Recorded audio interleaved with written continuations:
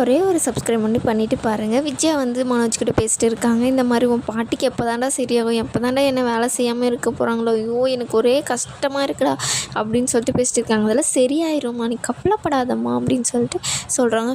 நீ பாட்டி வேறு எனக்கு கல்யாணம் பண்ணணும், பொண்ணுங்கின்னு எங்கன்னா பார்த்துட்டு போகிறாங்கம்மா, எனக்கு தான் ஏற்கனவே கல்யாணம் ஆயிடுச்சு அப்படின்றது. என்னடா சொல்கிறேன், அதான் ரோஹிணி கூட கல்யாணம் ஆயிடுச்சு அப்படின்னு. அது ஒன்றும் டைவர்ஸ் வேறு கிடைக்கல, என்ன பண்ணுறதோ ஒன்றுமே புரியல அப்படின்னு சொல்லிட்டு இருக்காங்க. அதெல்லாம் வாங்கிக்கலாமா, இப்படியே சொல்லுடா, இப்போ என்ன தான் நீ பண்ணலான்னு முடிவு எடுத்திருக்க சொல்லு பார்க்கலாம். நான் வேணால் உனக்கு ஒரு ஐடியா சொல்லிட்டா, நீ அவளை வந்து உன் கடைக்கு கூப்பிட்டு எங்கேன்னா மலை பிரதேசமாக போய், ஏன் மாடிமோனா இல்லைடா ஐயோ அப்படின்னு சொல்லிட்டு சொல்கிறாங்க. இதை விட்டுட்டு போய் வாங்க, அங்கேருந்து அவளை நீ தள்ளி விட்டுடுறா அப்படின்றாங்க. என்னம்மா என்ன நீ கொலை பண்ண சொல்கிற அப்படின்னா, இந்த மாதிரிலாம் பண்ணக்கூடாதுமா அப்படின்னா, நீ பண்ணுடா அப்படின்னு சொல்லிட்டு, அம்மா நீ உன் கூட சேர்ந்து அவ்வளோதான், நானே இதை பார்த்துக்கிறேன் அப்படின்னு சொல்லிட்டு அவங்க அங்கேருந்து கிளம்பிடுவாங்க. அதுக்கப்புறம் பார்த்திங்கன்னா பாட்டி வந்து போவாங்க. விஜயா வந்து ஃபோனை பார்த்து சிரிச்சிட்டு இருப்பாங்க. என்ன விஜயா தனியாக உட்காந்து சிரிச்சிட்டு இருக்க, என்னாச்சு இன்னும் கேட்பாங்க. ஐயோ இவளை போய் ஃபஸ்ட்டு ஹாஸ்பிட்டலில் பார்க்கணுமா, ஐயோ அத்தை அதெல்லாம் ஒன்றும் இல்லை, ஃபோனில் காமெடி வந்துச்சு அதை பார்த்து சிரிச்சிட்டு இருந்தேன், என்னமோ போங்க அப்படின்னோடனே பார்த்திங்கன்னா அண்ணாமலை வராரு. உன் பொண்டாட்டி என்னடா தனியாக உட்காந்து சிரிச்சுக்கிட்டு இருக்கா, மரகிற கலந்து போயிடுச்சோ, நீ போய் ஃபஸ்ட்டு அவளை பாருடா ஹாஸ்பிட்டலுக்கு. ஐயோ இங்கே எல்லாருமே இப்படி தாம்மா இருக்காங்க, ரீல்ஸு பார்ப்பாங்க, ரீல்ஸில் காமெடி வரும், டான்ஸ் வரும், எல்லாமே வருமா அதில் அப்படின்றாங்க. என்னமோடா இப்போ யாரும் ஒருத்தரை பார்த்து கூட பேசுகிறதில்ல, இன்னும் கொஞ்ச நாள் போனால் 4 மூலைக்கு 4 பேர் உக்காந்துட்டு பார்த்துட்டு இருப்பாங்க போல், யார்கிட்டையும் பேசாமல். ரோலில் பார்க்குறவன் ஒருத்தன் தனியாக வந்துட்டு இருக்கான். முத்துவை கேட்டால் அவன் ஹெட்ஃபோன் போட்டுட்டு காதில் மாட்டிட்டு போகிறான் அப்படின்றாங்க. யார் பைத்தியம் யார் இதுன்னே தெரில, எல்லோரும் தனியாகவே பேசிட்டு போகிறாங்க அப்படின்றாங்க. அதெல்லாம் ஒன்றும் இல்லைம்மா, இப்போ எல்லாம் மாறிடும், சரி நீங்கள் தூங்குங்க அப்படின்னு சொல்கிறாங்க. இல்லைடா நான் போய் பேரங்க கூட படுத்துக்கிறேன், அதெல்லாம் ஒன்றும் வேணாம்மா இங்கேவே இருங்க அப்படின்றாங்க.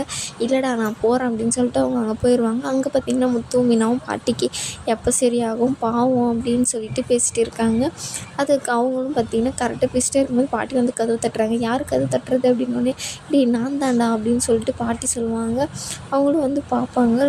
மீனா நீ போய் அந்த பக்கம் நின்றுக்கோ போ அப்படின்னு சொல்லிட்டு பால்கனி வெளியே அவங்கள வந்து வெளியே அமைச்சிட்றாங்க. அதுக்கப்புறம் பாட்டி என்னடா நான் எதுக்கு உனங்கெல்லாம் கல்யாணம் ஆகல, பொண்டாட்டி இருக்கிற மாதிரி ரூமை போட்டு வச்சுருக்கேன் அப்படின்னு சொல்லிட்டு சொல்கிறாங்க. ரூமு தான் அது ஒன்றும் இல்லை பாட்டி, அது தானாக போய் மூடிக்குது, தாப்பால் சரி பண்ணணும் அப்படின்னு சொல்லிட்டு சொல்கிறாங்க. சரி எங்கே அவன் ரவி அப்படின்றாங்க. அவன் காலேஜ் போகணும் இன்னும் வரல, என்னடா டைம் ஆகுது இன்னும் வரலன்னு சொல்லிட்டு இருக்க அப்படின்னு சொல்லிட்டு ரூமெல்லாம் சுற்றி பார்த்துட்டு அங்கே மீனாவோட சாரீ இருக்கும்.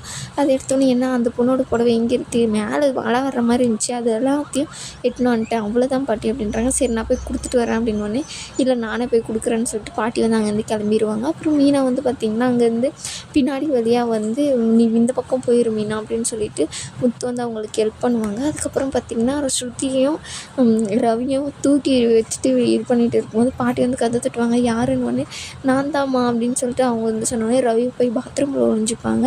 அப்புறம் பார்த்திங்கன்னா எங்கே உங்கள் அக்கா அப்படின்னோடனே, இல்லை அக்காவா அதுவும் வந்துட்டு ஸ்ருதி அப்படின்னு சொல்லிட்டு பின்னாடி வழியாக வந்து வருவாங்க. அதுக்கப்புறம் இந்நேரத்துக்கு எங்கே போனேன் அப்படின்னோடனே, மேலே துணி காய வச்சுருந்தா அதை காணும், அதனால தான் ஆம்பளைங்க துணியோட பக்கத்துலலாம் போடக்கூடாது புரியுதா அப்படின்னு சொல்லிட்டு அவங்கக்கிட்ட கொடுப்பாங்க. அதுக்கப்புறம் பார்த்திங்கன்னா நல்ல பொண்ணுங்களாக இருக்கீங்க அப்படின்னு சொல்லிட்டு அங்கேருந்து கிளம்பும்போது பார்த்திங்கன்னா ரவி வந்து பாத்ரூம் கதை வந்து ஓப்பன் பண்ணுவாங்க. மீனா வந்து ஐயோ அப்படின்னு சொல்லிட்டு கத்துவாங்க. என்னாச்சு அப்படின்னு சொல்லிட்டு பாட்டி கேட்கும்போது, இல்லை பள்ளி பார்த்து கூட யாராச்சும் பயப்படுவாங்க, அது ஒன்றும் இல்லை பாட்டி, சட்டுன்னு பார்த்தோன்னா பயந்துட்டான், சரி போய் படுத்துக்கோங்க அப்படின்னு சொல்லிட்டு போயிடுறாங்க.